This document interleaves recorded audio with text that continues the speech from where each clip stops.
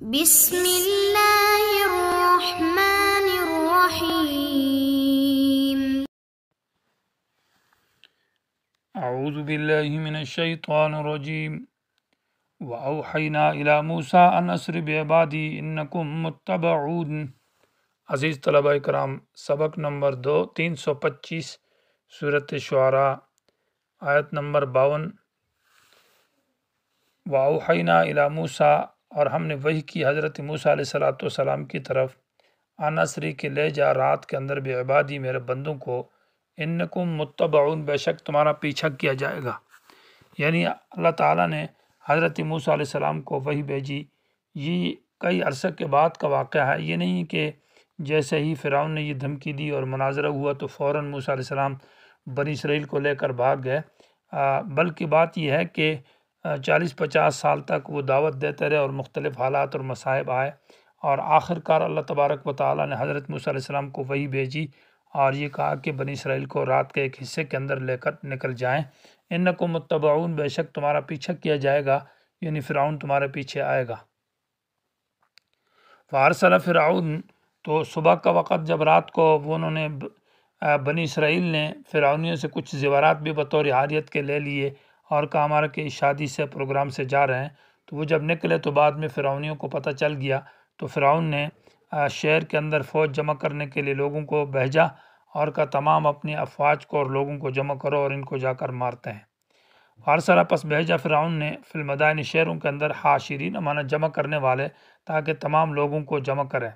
اور ساتھ یہ بات بھی کہی کہ ان ہؤلائی، یہ جو بے شک یہ بنی اسرائیل لشرذمۃ،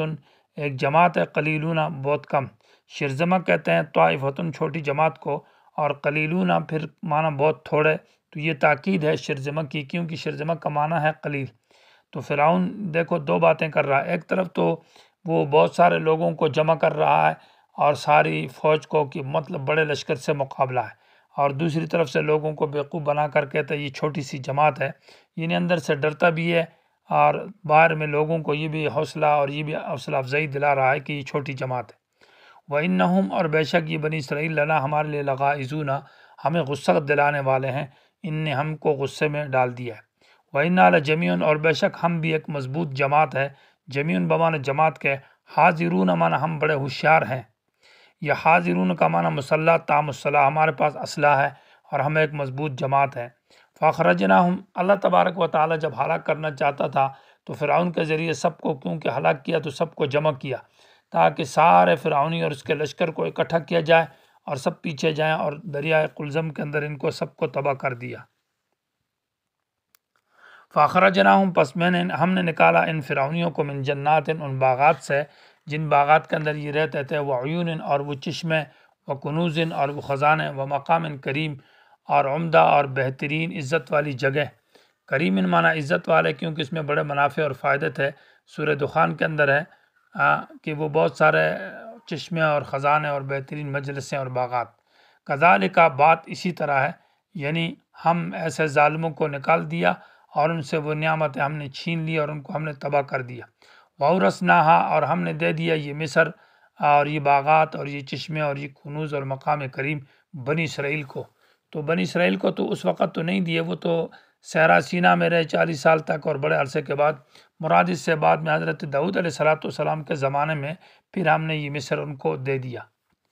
یا یہ ہے کہ پھر بنی اسرائیل کے دوسرے اقوام مراد ہے، وَأَوْرَثْنَاهَا، اور ہم نے دے دیا یہ بنی اسرائیل کو بعد میں، یعنی بعد حضرت داؤد علیہ السلام کے زمانے میں۔ فَأَتْبَعُوهُمْ، پس پیچھا کیا ان کا، یعنی فرعونیوں نے، مشرقین اس حال میں کہ وہ اشراق کا وقت تھا، یعنی اشراق میں داخل ہونے والے تھے، یعنی فرعونی جب پیچھے سے آئے تو وہ سورج طلوع ہو چکا تھا اور مطلب خوب سورج نکل چکا تھا۔ یا معنی یہ ہے کہ فاتبعوہم، پیچھا کیا بنی اسرائیل فرعونیوں نے، ہم بنی اسرائیل کا، مشرقین معنی شرق کی طرف، یعنی مشرقی جانب کی طرف، چونکہ تاریخ سے اور جغرافی سے دیکھا جائے تو بنی اسرائیل مصر سے مشرقی جانب میں آئے، اور جو دریائے قلزم وہ مشرقی جانب میں بہتا تھا جو شمال کی جانب، اور یہ جو صحرا سینا ہے یہ مشرقی جانب سے شمال کی طرف میں، پھر موسیٰ علیہ السلام بنی اسرائیل کو لے کر پار ہو گئے تھے۔ فلما ترا الجماع نے، جب دونوں جماعتوں نے ایک دوسرے کو دیکھا، ترا باب تفاول، ایک دوسرے کو دیکھا، بنی اسرائیل نے فرعونیوں کو اور فرعون نے بنی اسرائیل کو، قال اصحاب موسیٰ، تو اصحاب موسیٰ نے کہا، انا لمدرکون، بے شک ہم تو پکڑے گئے، یعنی ہم گھیر لیے گئے، کیونکہ پیچھے سے فرعون کا لشکر ہے، آگے دریا ہے، تو ہم کدھر جائیں گے؟ قال موسیٰ علیہ السلام نے کہا، کلا، ہرگز ایسا نہیں پکڑ سکتے اور کچھ بھی نہیں ہے، بلکہ ان معی ربی، بے شک میرے ساتھ میرا رب ہے، سیہدینا، اللہ مجھے راستہ بتائے گا، کیونکہ میرے رب کی مدد میرے ساتھ ہے۔ اور اللہ نے کہا، جا میں تیری مدد کروں گا۔ سورہ توبہ آیت نمبر 40 کے اندر نبی علیہ السلام کے ساتھ صرف ایک ابو بکر تھے، تو وہاں کہا ان اللہ معنا، تو حضرت ابو بکر کو اپنے ساتھ شریک کیا کہ بے شک اللہ ہمارے دونوں کے ساتھ ہے۔ اور یہاں موسیٰ علیہ السلام بنی اسرائیل کو شریک نہیں کیا، مطلب یہ ہے کہ تمام اصحاب موسیٰ ابو بکر کے مرتبے کو نہیں پہنچ سکتے، وہ مرتبہ ان کا نہیں ہے۔ فاوحینا الی موسیٰ، ہم نے وحی کی موسیٰ علیہ السلام کی طرف، ان اضرب بعصاک، کہ مار اپنی لاٹھی کو البحر، سمندر کے اوپر، فانفلقا، تو وہ سے ٹکڑے ہو گئے سمندر کے، فکان کل فرق کالطود العظیم، تو ہر ٹکڑا جو تھا وہ ایک بہت بڑے پہاڑ کی طرح تھا، یعنی سمندر کے بڑے بڑے پہاڑ اور ٹکڑے بن گئے، اور درمیان میں سے 12 راستہ بن گئے، اور بالکل راستے خشک ہو گئے، اور ان خشک راستوں پر بنی اسرائیل گزر گئے، اور موسیٰ علیہ السلام ان کو لے کر گزرے۔ وَأَزْلَفْنَا، اور قریب کر دی ہم نے، سما وہاں پر، الآخرین، دوسروں کو، یعنی فرعونیوں کو بھی۔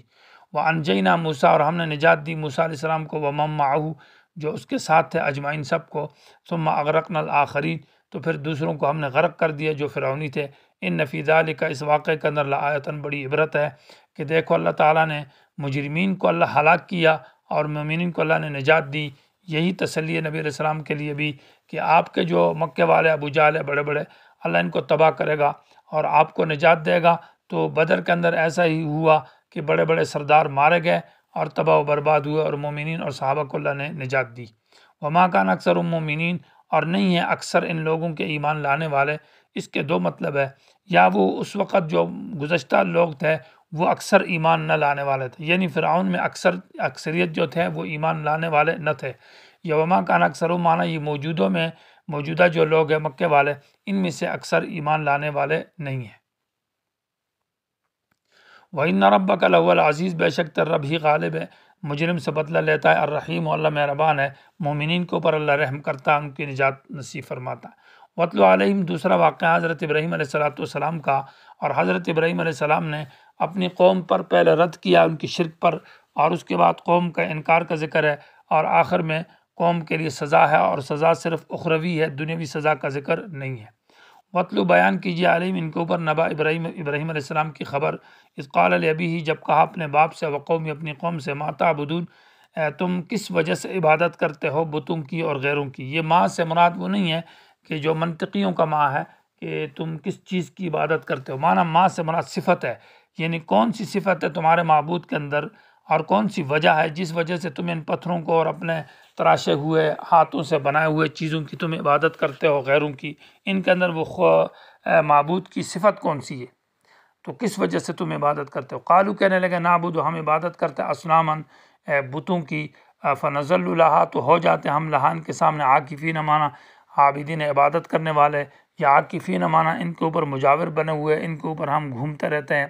قال، حضرت ابراہیم علیہ السلام نے کہا، یسمعونکم، کیا یہ سنتے ہیں تمہاری باتوں کو؟ معبود تو وہ ہوتا ہے جو سنتا ہے۔ استدعون، جس وقت تم پکارتے ہو، او ینفعونکم، یا تمہیں نفع دیتے ہیں، او یضرون، یا یہ ضرر دے سکتے ہیں، معنی معبود اس کو کہتے ہیں جو سنتا ہے، جو نفع کا مالک، جو نقصان کا مالک، تو ان کے اندر ایسی کوئی صفت ہے؟ قالو، کہنے لگے، بل وجدنا، بلکہ ہم نے پایا ہے اپنے باپ دادے کو، کذالک، اسی طرح، یفعلون، کہ وہ کرتے رہتے تھے۔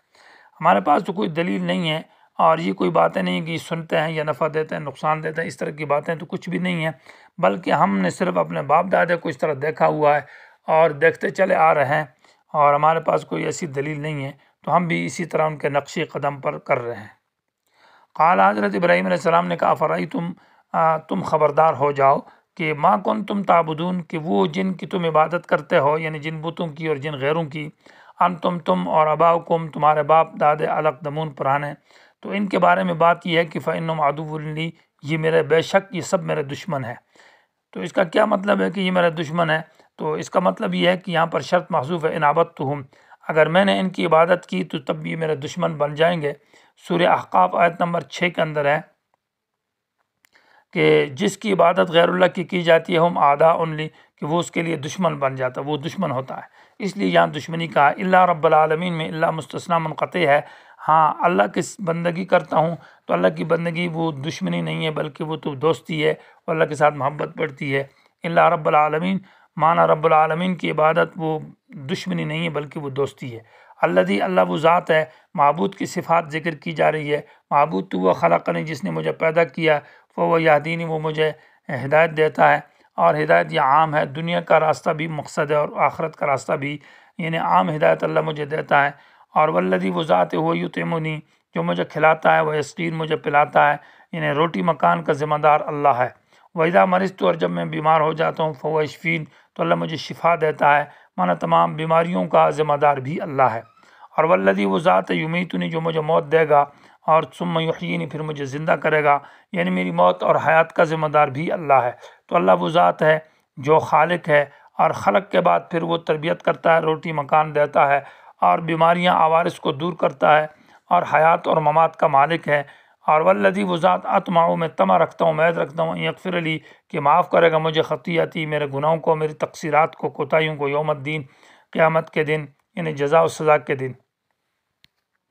خطیئتی سے مراد تقصیرات مراد ہے، کوتاہی مراد تعبداً بطور عبادت کا کہا، کیونکہ حضرت ابراہیم علیہ السلام نے کوئی گناہ تو نہیں کیا، یا خلاف اولا بات ہے۔ یا خطیہ سے مراد وہ توری ہے جو حضرت ابراہیم علیہ السلام نے 3 کیے تھے،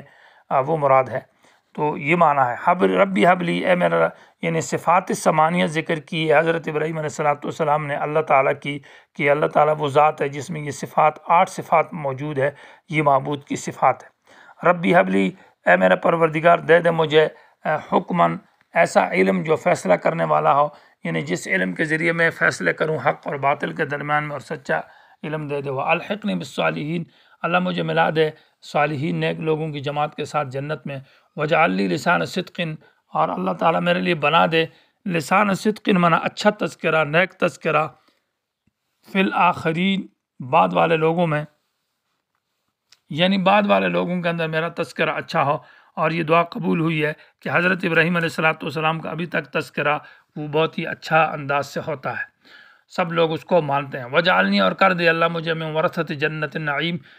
جنت النعیم یعنی نعمتوں کے باغات کا حقدار، ورثہ بمعنی حقدار کے ہیں۔ اور واغفر لی ابی، اے اللہ معاف کر میرے باپ کو، انہ کان من الضالین، بے شک وہ گمراہوں میں سے ہے۔